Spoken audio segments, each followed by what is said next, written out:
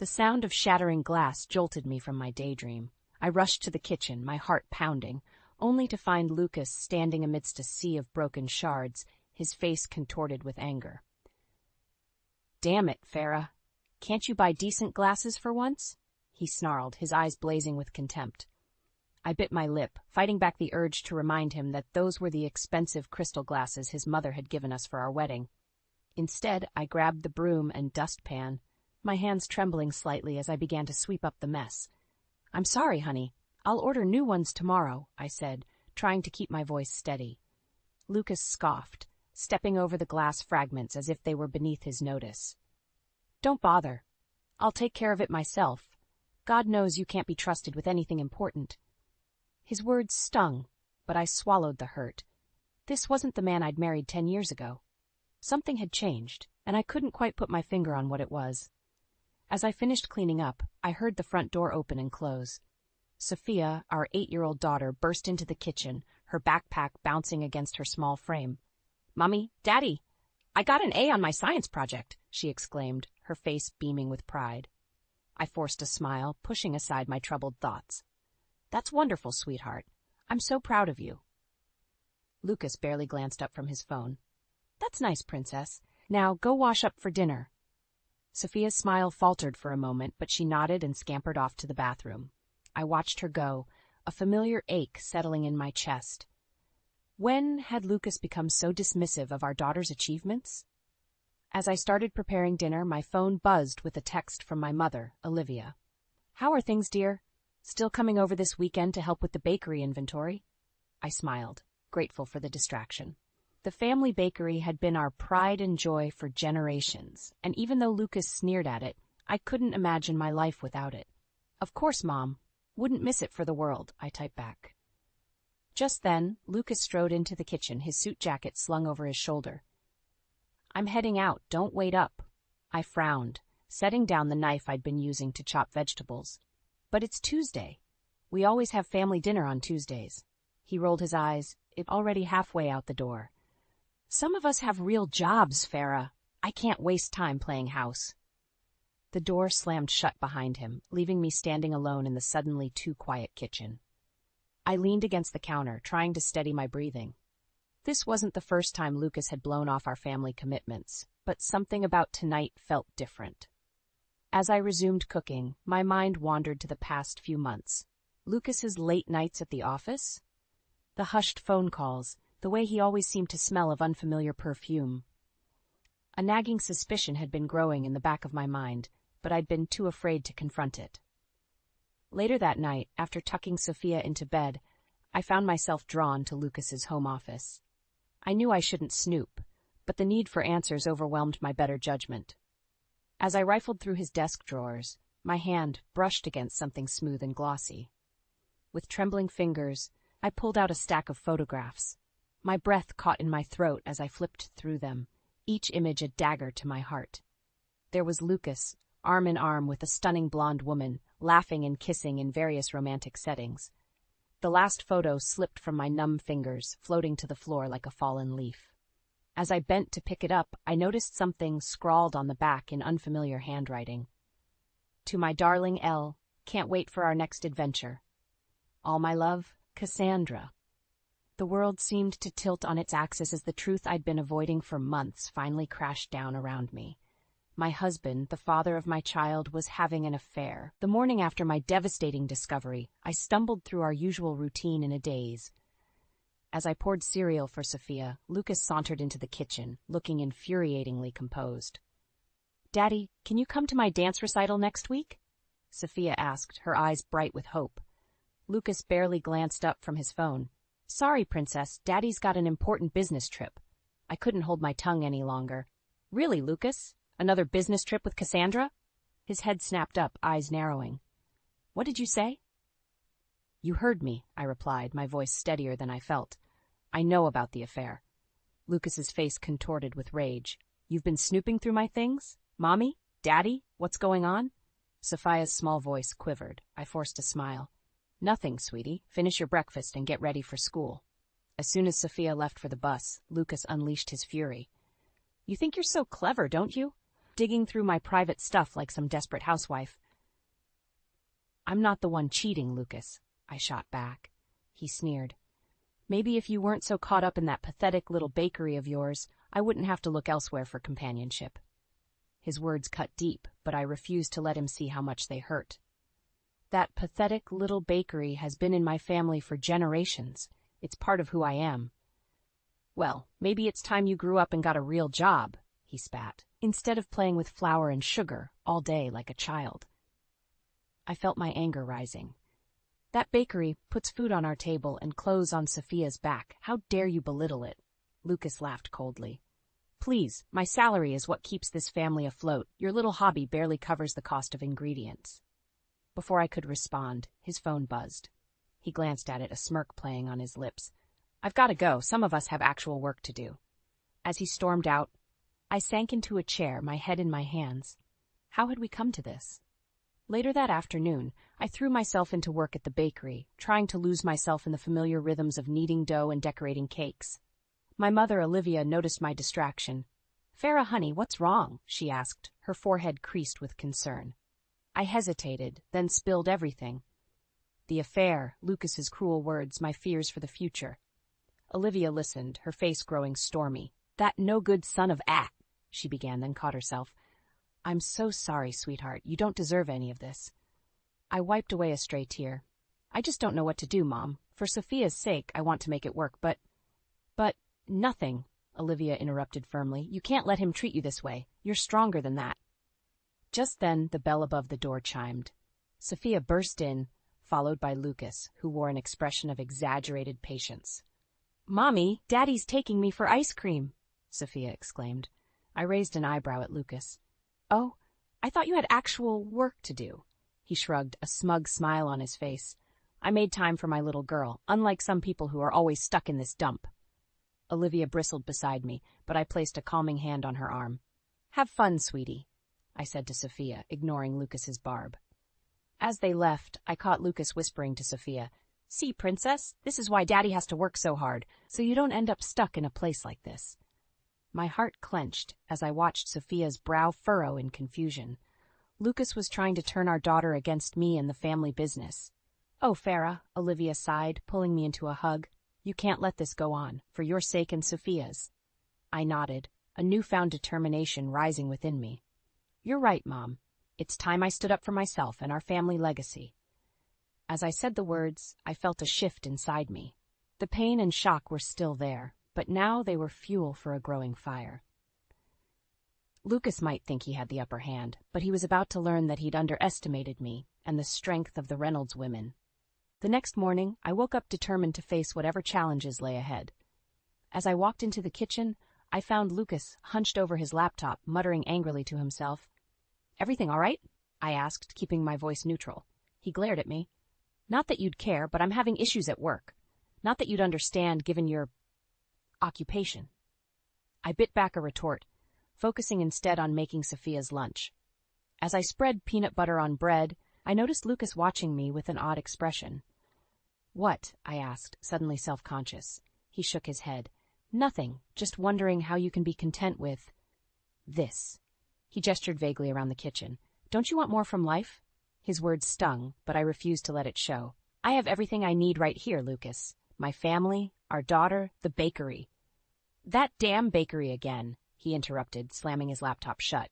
When are you going to realize it's holding you back, holding us all back?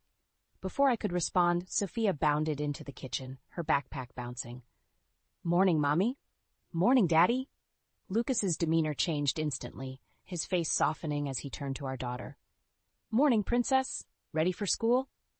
As Sophia chattered about her upcoming day, I couldn't help but notice the stark contrast between Lucas's treatment of her and his attitude towards me. It was as if he was two different people. After dropping Sophia off at school, I headed to the bakery, my mind whirling with conflicting emotions. As I walked in, the familiar scent of freshly baked bread enveloped me, instantly calming my nerves. Morning, Farah, called Mason, our delivery driver and longtime family friend. Got a big order coming in today for the Children's Hospital fundraiser. I smiled, grateful for the distraction. Thanks, Mason. I'll get started on it right away. As I lost myself in the rhythm of measuring, mixing, and kneading, I found my thoughts drifting back to Lucas. Despite his cruel words and actions, I couldn't shake the feeling that something deeper was troubling him. Hours later, as I was putting the finishing touches on a batch of cupcakes, my phone buzzed with a text from Lucas. "Working late. Don't wait up." I sighed, unsurprised but still disappointed. As I showed Mason where to load the boxes for delivery, an idea struck me. "Hey, Mason," I called out. "You've known Lucas for a while, right? Have you noticed anything different about him lately?" Mason hesitated, his usually cheerful face clouding over. "Well, now that you mention it, I did see him at that new fancy bar downtown last week. He seemed pretty worked up about something." My heart sank. Was he alone? Mason's uncomfortable silence was answer enough. I thanked him and retreated to the back office, fighting back tears. As I sat at my desk, surrounded by invoices and order forms, a strange calm settled over me. For the first time, I saw Lucas's behavior for what it truly was. Not just cruelty or dissatisfaction, but a deep-seated insecurity. I thought back to our early days together, how proud he'd been of my family's bakery, how he'd boasted to his friends about marrying into a sweet family. When had that pride turned to resentment? A memory surfaced. Lucas's father, a stern businessman, sneering at our wedding cake. "Cute," he'd said, his voice dripping with disdain. "But when are you going to get a real job, son?" Suddenly, Lucas's recent behavior began to make a twisted kind of sense. His father's disapproval, the pressure to climb the corporate ladder, the constant comparisons to his more successful colleagues, it all added up to a man desperately trying to prove his worth. As this realization dawned on me, I felt a mix of emotions: anger at his treatment of me, pity for his insecurities, and a newfound determination to stand my ground. Just then, my phone buzzed again. It was Lucas. "We need to talk. Meet me at the house in an hour." My heart raced as I read the message. Something in his tone felt different, urgent. As I locked up the bakery and headed home, I steeled myself for whatever was coming. One thing was certain. I wasn't going to let Lucas's insecurities destroy everything I held dear. It was time to fight for my family, my business, and myself. I arrived home, my heart pounding with anticipation. The house was eerily quiet as I stepped inside. "Lucas?" I called out, my voice echoing through the empty rooms. "In here," came his gruff reply from his home office.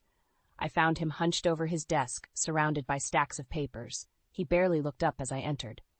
"What's going on, Lucas?" I asked, trying to keep my voice steady. He sighed heavily, finally meeting my gaze. "I've been passed over for the promotion at work, again." For a moment, I felt a twinge of sympathy.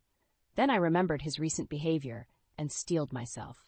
"I'm sorry to hear that," I said carefully, "but that doesn't explain why you've been treating me and the bakery with such contempt lately." Lucas's face darkened. "That's just it, Farah. Don't you see? While I'm busting my ass trying to climb the corporate ladder, you're content to play around in that quaint little bakery of yours. It's embarrassing."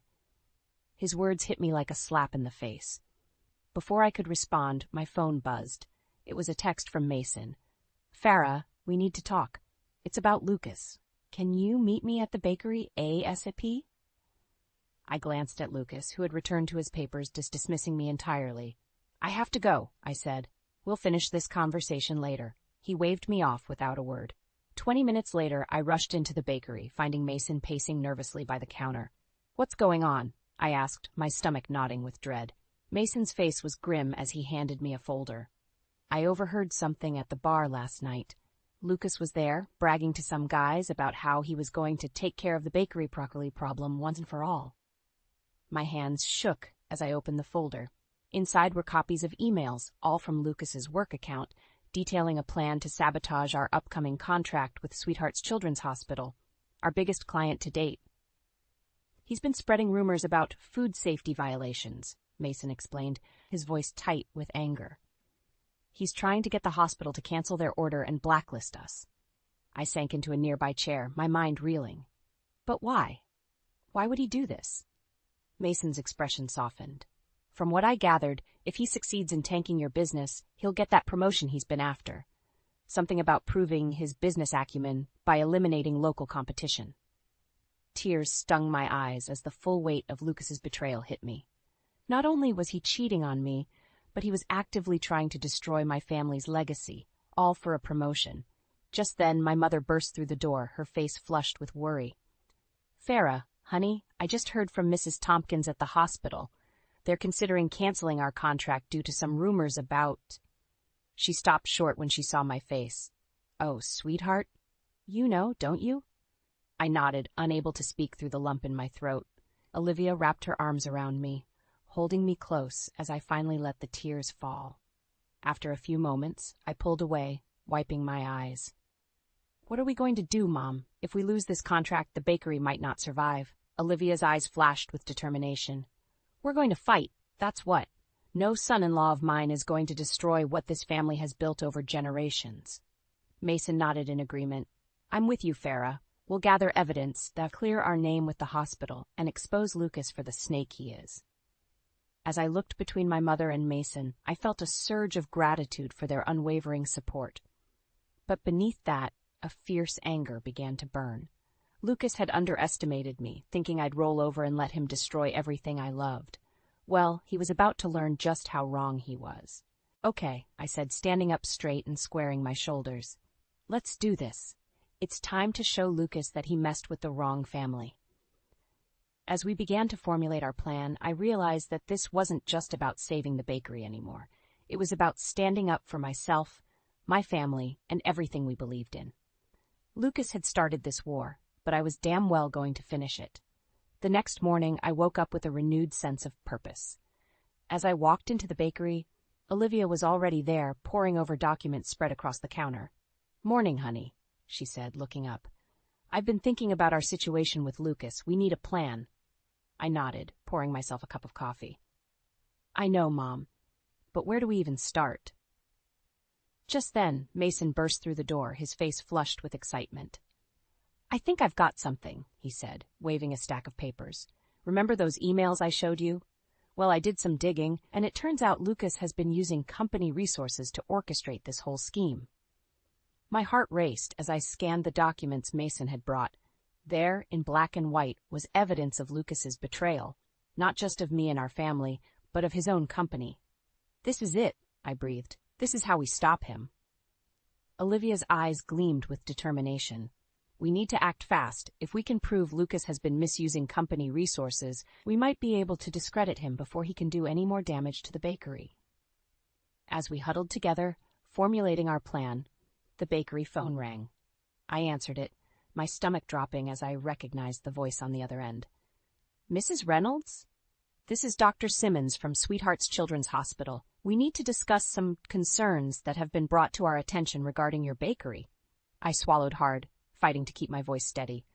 "Of course, Dr. Simmons, what seems to be the problem?" As she detailed the false allegations Lucas had spread, I felt a mix of anger and desperation rising within me.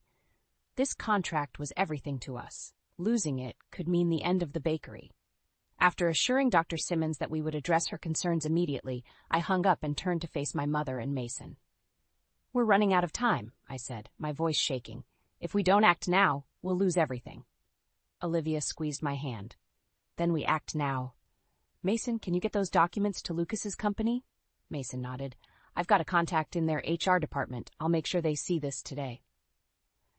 As Mason left on his mission, Olivia turned to me, her eyes serious. "Farah, honey, there's something else we need to discuss." "Sophia?" My heart clenched at the mention of my daughter's name. In all the chaos, I'd almost forgotten how this would affect her. "What about her?" I asked, dreading the answer. Olivia sighed. "If we go through with this, if we expose Lucas, it's going to change everything. Are you prepared for what that might mean for Sophia?" The weight of her words hit me like a ton of bricks. I sank into a nearby chair, my mind reeling. On one hand, exposing Lucas's deceit could save our family business and protect us from further harm. On the other, it would undoubtedly shatter Sophia's world. As if on cue, my phone buzzed with a text from Lucas.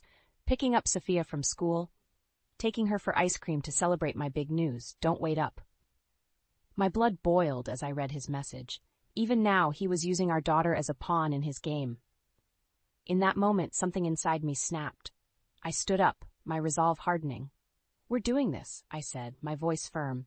"For Sophia, for the bakery, for everything our family has built. Lucas doesn't get to destroy all of that just because he's insecure about his own failures. Olivia nodded, a proud smile on her face. That's my girl, so what's our next move? I took a deep breath, steeling myself for what was to come. We gather every piece of evidence we have, emails, financial records, witness statements, everything. Then, we present it all to Lucas's company and the hospital. We show them who he really is and what he's been doing. As I spoke, I felt a strange mix of fear and exhilaration. This was it, the point of no return. Whatever happened next would change our lives forever. And Sophia? Olivia asked gently. I closed my eyes for a moment, my heart aching for my little girl. We'll protect her as best we can, but she deserves to grow up seeing what real strength and integrity look like. And that starts with us standing up to Lucas. With our course set, we threw ourselves into action. As I gathered documents and made calls, I couldn't help but think about Lucas, wondering if he had any idea of the storm that was about to hit him. One thing was certain. He was about to learn that underestimating me was the biggest mistake he'd ever made. The next morning dawned with an air of anticipation. I arrived at the bakery early, my nerves on edge as I waited for news from Mason.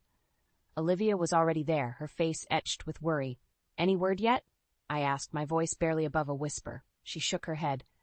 Nothing, but Mason said he'd call as soon as he heard anything. As if on cue, my phone buzzed. It was Mason. It's done, he said, his voice tight with excitement. Lucas's company has the evidence. They're calling him in for a meeting right now. My heart raced as I relayed the news to Olivia. This was it, the moment of truth. Hours ticked by agonizingly slowly as we waited for more information. I threw myself into work, desperately trying to distract myself from the knot of anxiety in my stomach. Just after lunch, the bakery door flew open. Lucas stormed in, his face contorted with rage. You! He snarled, pointing an accusing finger at me. You did this. I stood my ground, meeting his gaze steadily. Did what, Lucas? Tell the truth? He lunged forward, slamming his fists on the counter. They demoted me, took away my bonus, my office, everything, and it's all your fault. Olivia stepped between us, her voice cold. I think you'll find it's your own fault, Lucas. You made your choices. Lucas's eyes darted between us, realization dawning on his face. You knew about everything. We know about the affair, Lucas, I said, my voice stronger than I felt, and about your plan to sabotage our business. It's over. For a moment, Lucas seemed to deflate. Then his face hardened. You think you've won? This isn't over. I'll make sure you lose everything, the bakery, Sophia, all of it. As he stormed out, the bell above the door jangling violently, I felt a strange mix of relief and dread wash over me. Olivia squeezed my hand. You did it, honey. You stood up to him. But our moment of victory was short-lived.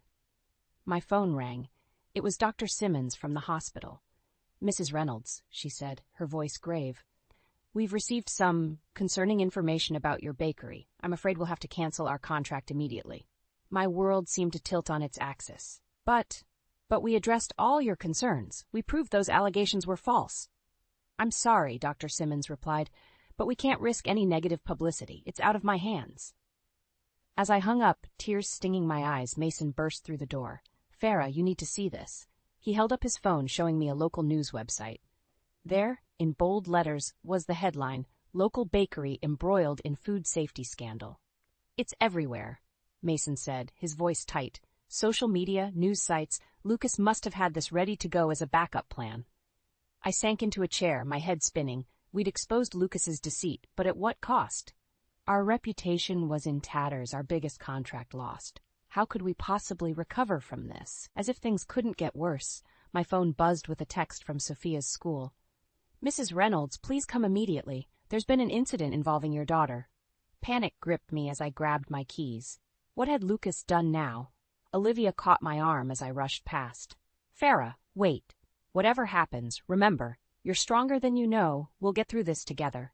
I nodded, trying to draw strength from her words.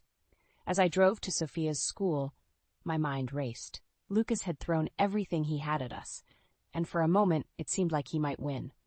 But as I pulled into the school parking lot, a newfound determination welled up inside me. This wasn't just about me anymore. It was about Sophia, about our family legacy, about standing up to bullies like Lucas. I took a deep breath, steeling myself for whatever came next. Lucas might think he'd won this round, but I was far from defeated. The real fight was just beginning.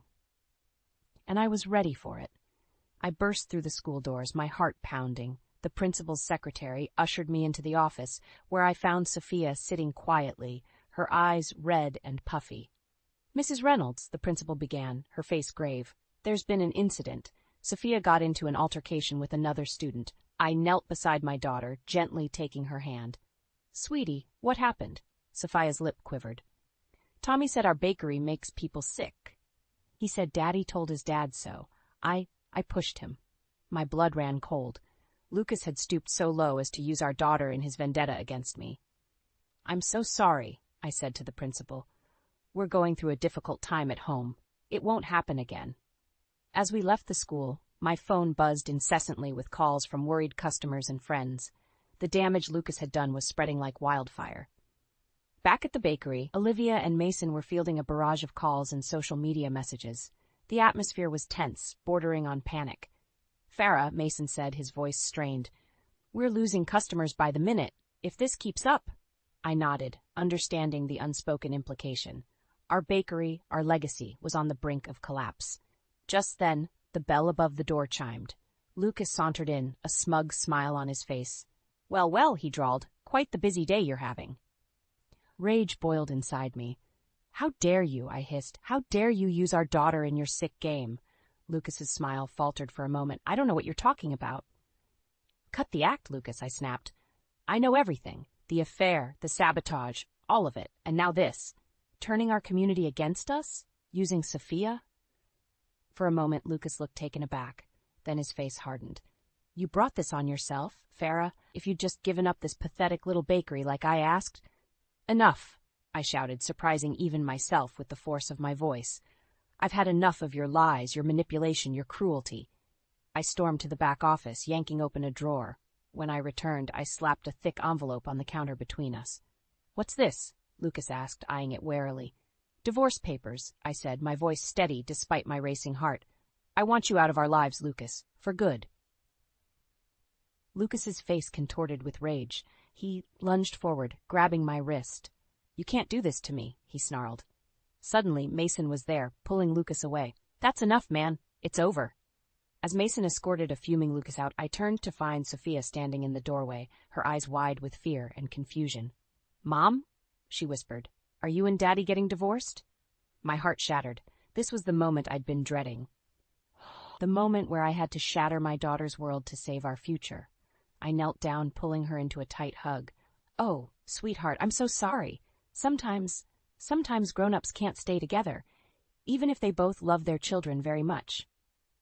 As Sophia sobbed in my arms, I looked up to see Olivia and Mason watching us, their faces a mix of sympathy and determination. "What do we do now?" Mason asked quietly. I took a deep breath, steeling myself. "We fight back. We tell our side of the story. We show this community who we really are." Olivia nodded, a fierce pride in her eyes. "That's my girl. We're Reynolds women. We don't give up." As I held my daughter close, comforting her through her tears, I felt a strange sense of calm settle over me. The road ahead would be difficult, filled with legal battles, rebuilding our reputation, and helping Sophia navigate this new reality. But for the first time in years, I felt truly free. Free from Lucas's manipulation, free from the constant fear and doubt. Whatever came next, I knew I had the strength to face it. I looked around at my family, not just Sophia and Olivia, but Mason too, who had stood by us through everything. This was what mattered. This was worth fighting for. "All right," I said, my voice stronger than I felt. "Let's get to work. We have a bakery to save and a future to build." As we began to plan our next moves, I realized that this wasn't just about saving the bakery anymore. It was about reclaiming our lives, our dignity, and our right to happiness. Lucas had tried to break us, but he'd only made us stronger.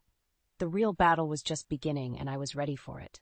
6 months after I handed Lucas those divorce papers, I stood in the newly expanded Reynolds family bakery, marveling at how much had changed. The aroma of fresh bread and sweet pastries filled the air, a comforting reminder of our resilience.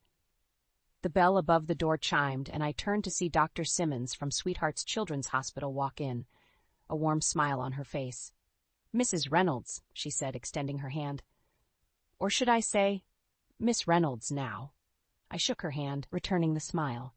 Farah, please. It's good to see you, Dr. Simmons. She looked around approvingly. I must say I'm impressed. After everything that happened, to see you not just recover, but thrive, it's remarkable. I felt a surge of pride. The past months had been a whirlwind of legal battles, community outreach, and tireless work to rebuild our reputation. But we'd done it. We'd not only salvaged our business, but expanded it. We couldn't have done it without the community's support, I said. And yours. Renewing our contract meant everything to us. Dr. Simmons nodded. Well, when the truth came out about your ex-husband's deception, it was the least we could do. Those children love your treats too much for us to let a few lies get in the way. As if on cue, Sophia burst through the door, her face flushed with excitement. Mom? Grandma? Guess what? I got the lead in the school play. I scooped her up in a hug, my heart swelling with love and pride. That's wonderful, sweetheart. I'm so proud of you. As I set her down, I caught sight of Lucas's parents entering the bakery. Despite everything that had happened with Lucas, they had remained a constant, loving presence in Sophia's life. I was grateful for that, for Sophia's sake. Go say hi to Nana and Papa, I told Sophia, watching as she ran to embrace them. Olivia appeared at my side, wiping flour from her hands onto her apron. Look at her, she said softly. She's flourishing, Farah. You both are. I nodded, feeling a lump form in my throat. The journey hadn't been easy, but seeing Sophia happy and thriving made it all worth it. Just then Mason walked in, a newspaper tucked under his arm. Have you seen this? He asked, handing it to me. The headline read, Local man arrested for corporate espionage and fraud. Below was a photo of Lucas being led away in handcuffs. I skimmed the article, my hands shaking slightly. Lucas's attempts to sabotage our business had led to a wider investigation, uncovering years of fraudulent activities at his company. He was facing serious jail time. Are you okay? Mason asked, his voice laced with concern. I took a deep breath, surprised to find that I felt relieved. I am, I said, realizing it was true. It's over, really over. As I looked around the bakery, at Sophia laughing with her grandparents, at Olivia chatting with regular customers, at Mason's supportive presence beside me, I felt a profound sense of peace wash over me. This was my family. This was my legacy. And I had fought tooth and nail to protect it. You know, I said to Mason, I used to think strength meant never showing weakness, never asking for help. But now I realize true strength is in vulnerability, in leaning on others when you need to, and in standing up for what's right, no matter the cost. Mason squeezed my shoulder. You're the strongest person I know, Farah. As the day wound down and we closed up shop, I found myself alone in the bakery. I ran my hand along the smooth countertop, thinking of all the generations of Reynolds women who had stood in this very spot. I thought of the challenges we'd faced, the battles we'd won, and the bright future ahead of us. I thought of Sophia and the example I hoped I was setting for her. And for the first time in a long time, I felt truly, completely at peace. Whatever life threw at us next, I knew we could handle it. Because we were Reynolds women. And Reynolds women don't break. We rise. With a smile on my face and hope in my heart, I turned off the lights and stepped out into the cool evening air, ready to embrace whatever tomorrow might bring. I sat in the dim light of the study, my fingers trembling as they clutched the DVD. The label read, The Birth of Nathan, April 17th, 2023. It felt like an eternity since I had stumbled upon it, each moment stretching endlessly as I grappled with its implications. The conversation with Richard earlier that day echoed in my mind, his words cutting deep. Infertility treatment? Why bother with that? Just focus on your duties around here, he had dismissed. It was then I felt reduced to nothing more than a mere convenience in his life. As I heard the front door open, signaling Richard's return, panic and resolve warred within me. I quickly concealed the DVD under a stack of papers and braced myself. My heart pounded against my ribcage, but I couldn't let fear win. Richard, we need to talk, I said, my voice steadier than I felt. He gave me a cursory glance, annoyance etched on his face. What now, Emily? More complaints about feeling lonely or neglected. Taking a deep breath, I confronted him. It's about us, about our family. I found something today, Richard. A DVD. I watched his demeanor shift, a fleeting look of fear replacing his annoyance. What DVD? What are you talking about? The birth of Nathan, I said, allowing the name to linger between us. Who is Nathan, Richard? And who is Laura? His facade crumbled. Panic flickered in his eyes as he looked for an escape. It's not what you think, Emily. You're jumping to conclusions. Am I? My voice rose, a mix of anger and hurt. I watched it, Richard. I saw you there with her during the birth. You were there for her in a way you've never been for me. His silence was a deafening confirmation. My world, once so stable, was crumbling. The man I had devoted my life to was a stranger, his betrayal exposed in the cruelest of ways. The doorbell's chime broke through the tense silence. I answered it to find a man, probably in his late 20s, looking back at me with an anxious expression. Hello, can I help you? My voice was barely a whisper. The man hesitated. I'm Daniel. Is Richard here? I need to speak to him about Laura. It's urgent. A cold shiver ran down my spine at the mention of Laura's name. This was no coincidence. Please come in, I said, moving aside. I think we have a lot to discuss, Daniel. As we sat in the living room, the puzzle began to assemble itself. Daniel, Laura's ex-boyfriend, believed he might be Nathan's father, a child Richard claimed as his own. My marriage, it seemed, was built on lies and deceit. I need your help, Daniel's voice was laced with desperation. I have to know the truth about Nathan. I looked at him, feeling a newfound resolve. You'll have it. We both will. As Richard entered the room, unaware of the impending storm, one thing became crystal clear to me. My life was about to change forever.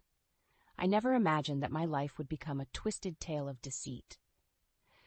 As I lay in bed that night, unable to sleep, my mind replayed the years spent with Richard. Our marriage, once a source of joy, now felt like a beautifully wrapped lie. I remembered our wedding day, the promise of a future filled with love and shared dreams. Richard had seemed like the perfect match, a successful businessman with a charming demeanor. But soon, the fairy tale began to unravel. Our attempts to start a family became a silent battleground. Every month brought disappointment, and with it Richard's indifference grew. I became a shadow in my own home, my presence only acknowledged when chores or errands demanded attention. The memory of my last attempt to address our childlessness resurfaced. Richard, it's been 3 years. Maybe we should see a doctor, consider fertility treatment? His response was a cold dismissal. We don't need that. Just focus on your duties here. His words stung like a slap. It wasn't just about a child. It was about being partners, supporting each other. But to Richard, I was just a fixture in his pristine house, a part of the background. My thoughts were interrupted by the chime of my phone. A message from Daniel. Can we meet tomorrow? I have something to show you. Curiosity and a sense of solidarity with Daniel compelled me to agree. The next morning, over coffee in a quiet cafe, Daniel shared his story. He and Laura had been in a serious relationship before Richard swept her off her feet. Daniel's face twisted in pain as he recounted how he had lost Laura to Richard's allure and wealth. But I can't believe Nathan is Richard's son, Daniel said, his voice firm. I've seen pictures of Nathan, and there's a resemblance to me at that age. His words sparked a fire within me. Richard's betrayal was deeper than I had imagined. He didn't just cheat, he stole a child's identity, a father's right. Daniel slid an envelope across the table. I've hired a private investigator. We'll get to the bottom of this. I felt a mix of fear and determination as I took the envelope. It was time to face the ugly truth head on. And if Richard was indeed the liar and cheat he appeared to be, he would have to answer for it. Not just to me, but to everyone he had deceived. I returned home with a clear mission. I would no longer be the silent, dutiful wife. Richard's facade would crumble, and his true, repulsive nature would be exposed. And I would be the one to light the fuse. As I sat across from Richard at dinner, the silence was suffocating. Each clink of cutlery sounded like a thunderclap in the tense air. I could barely swallow my food, my thoughts consumed by the plan forming in my mind. Richard, I finally broke the silence, my voice steady despite the storm raging inside me.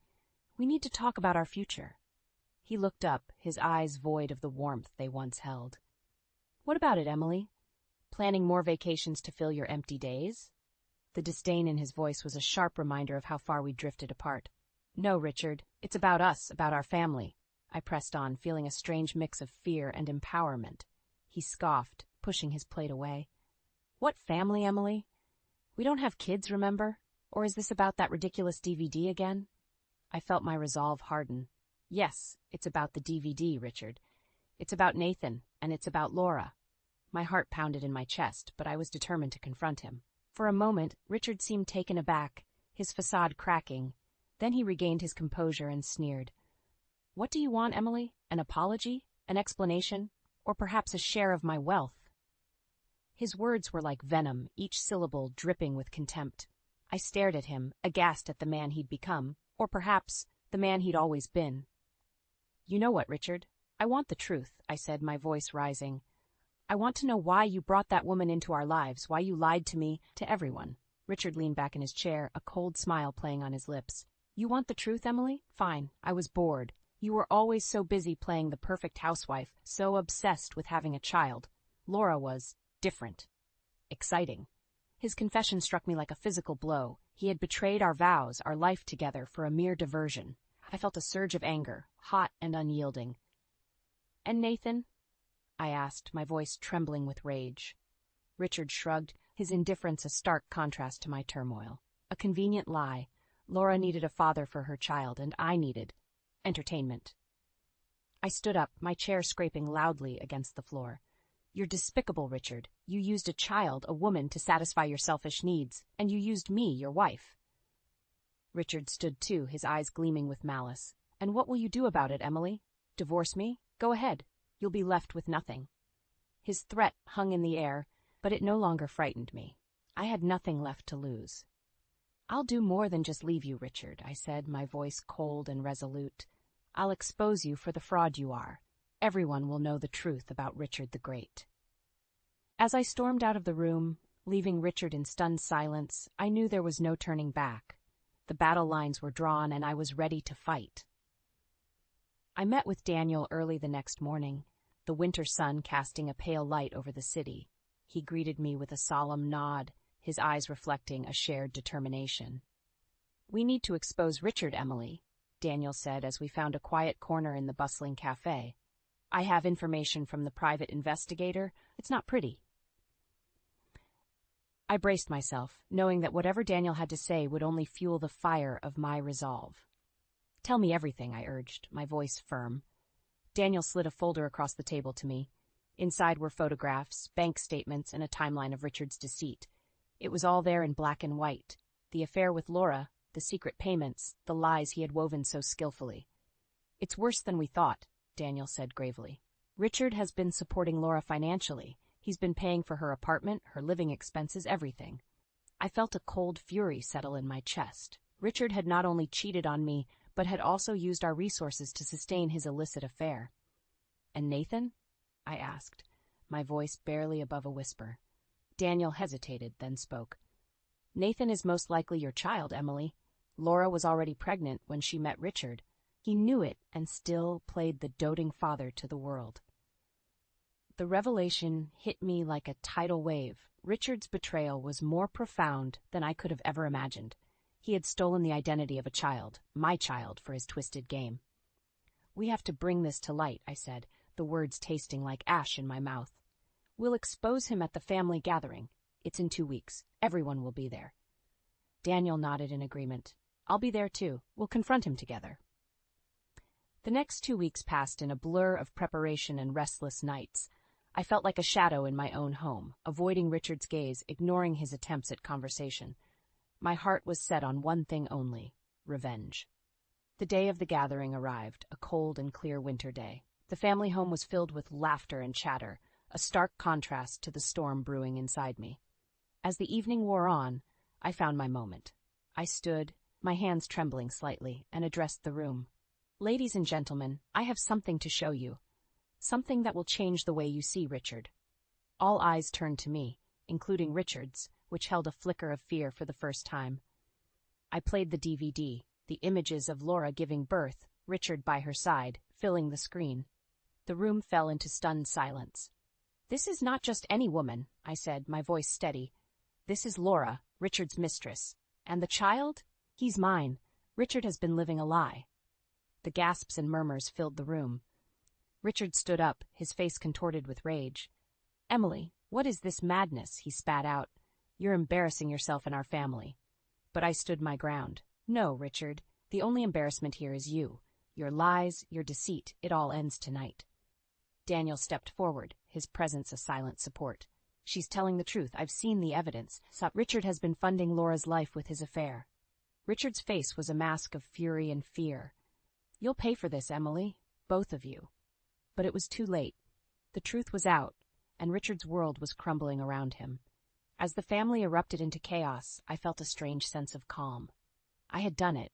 I had exposed Richard for the fraud he was, and in doing so, I had reclaimed my life. The family gathering had turned into a battlefield, and I stood at its center, my heart pounding with a mix of fear and triumph. Richard's mask of composure had slipped, revealing the man he truly was. "You've gone too far, Emily," Richard hissed, his face twisted in anger. "You're trying to ruin me with lies." His denial only fueled my resolve. "Lies? You call this a lie?" I gestured to the screen, still displaying the image of him with Laura. "The truth is right there for everyone to see." Murmurs rippled through the room. Relatives exchanged shocked glances, their expressions ranging from disbelief to disgust. Richard's mother, a kind woman who had always treated me like a daughter, her voice trembled with emotion. "Richard, how could you do this? To Emily, to our family?" Richard's gaze darted around the room, seeking an ally, finding none. "Mother, it's not what it looks like. Emily is manipulating everything."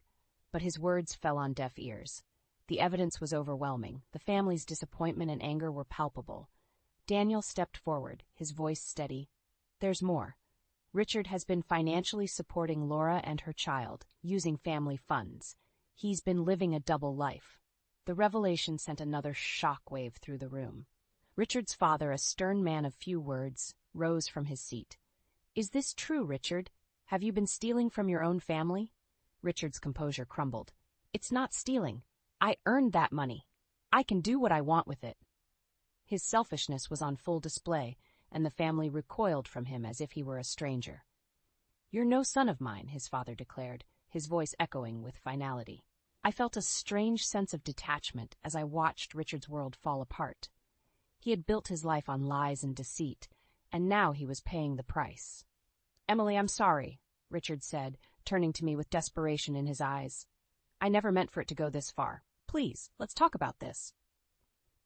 But it was too late for apologies. "There's nothing to discuss, Richard. I want a divorce, and I want you out of my life for good." The room fell silent, the weight of my words hanging in the air. Richard looked around, his expression one of disbelief, as if he couldn't comprehend how quickly his life had unraveled. As I left the room, followed by a stunned silence, I knew that this was just the beginning. Richard would face the consequences of his actions, and I would start a new chapter of my life, free from his lies. The days following the family gathering were a whirlwind. News of Richard's deceit spread like wildfire, tarnishing his once respected name. I watched from a distance as the empire he built on lies crumbled around him. Richard attempted to reach out, his messages oscillating between pleading and anger. "Emily, we can fix this. Don't throw away what we have over one mistake," one message read. The next would be filled with accusations. "You've ruined me. How could you be so heartless?" But I remained resolute. His words no longer held power over me. I was done being a pawn in his twisted game. As the divorce proceedings began, Richard's true nature became even more apparent. He fought tooth and nail for every penny, his greed overshadowing any remnants of the man I once loved. "I won't let you leave me with nothing," he spat during one of our meetings. "You think you can destroy me and walk away? I'll make sure you regret this." But his threats were empty, his power waning. The evidence of his infidelity and misuse of funds had left him with little legal ground to stand on. The final blow came when his parents, once his staunchest supporters, turned their backs on him. "We can't condone what you've done, Richard. You're no longer welcome in this family," his father declared, the disappointment in his voice cutting through the tense air of the courtroom. As I walked out of the courthouse, the final divorce papers in hand, I felt a weight lift off my shoulders. I was free from Richard, free from the web of lies that had ensnared me for so long. But my victory was bittersweet. I had loved Richard once, and watching him fall so far was not a cause for celebration. It was a sad, albeit necessary, end to a chapter of my life. As I started anew, I found strength in my newfound independence. I had faced Richard and his deceit head-on and emerged stronger. It was a testament to my resilience, a promise of a brighter future, free from the shadows of the past. The day I signed the divorce papers, I felt a complex mix of emotions. Relief, certainly, but also a sense of loss for what might have been. Richard, once a man I loved, had become a stranger defined by his greed and deceit. I started rebuilding my life piece by piece. The process wasn't easy. There were days when the weight of the past years seemed too much to bear. But with each passing day, I grew stronger, more confident in my newfound independence. One afternoon, several months after the divorce, I found myself at a small, quaint cafe. The place was a stark contrast to the lavish lifestyle I had once known with Richard. It was here, amidst the simple, unpretentious surroundings, that I finally felt at peace. As I sipped my coffee, lost in thought, a familiar face caught my attention. Daniel walked in, looking around before his eyes met mine. He smiled, a warm, genuine smile that reached his eyes. "Emily, it's good to see you," he said, taking the seat opposite me. "Daniel, how have you been?" I asked, returning his smile. "Well, I've been busy, working on a new project, keeping myself occupied," he replied. "And you? How are you holding up?" I took a moment before answering, reflecting on the journey I had been through. "I'm doing well, actually. It's been a time of self-discovery, of healing." We talked for hours, our conversation flowing easily. Daniel shared his dreams for the future, his passion for his work. I found myself opening up about my aspirations, my hopes for a new chapter in my life. As the cafe began to empty, Daniel reached across the table, taking my hand in his. "Emily, I've seen the strength and courage you've shown. You've inspired me in more ways than you can imagine." His words warmed my heart, and I felt a connection with him, a bond forged through shared adversity. "Daniel, I started, but words failed me." He squeezed my hand gently. "I know, Emily, and I'm here whenever you're ready to start again, to start something new, together." I looked into his eyes, seeing the kindness and understanding that had been absent in my life for so long. In that moment, I realized that while one chapter had closed, another was waiting to be written. "Thank you, Daniel," I whispered, a sense of hope blossoming within me. "I think I'm ready to start that new chapter now." As we left the cafe together, I felt a lightness in my step, a sense of optimism about the future. Life had thrown me into the depths of despair, but I had emerged stronger, ready to embrace whatever lay ahead.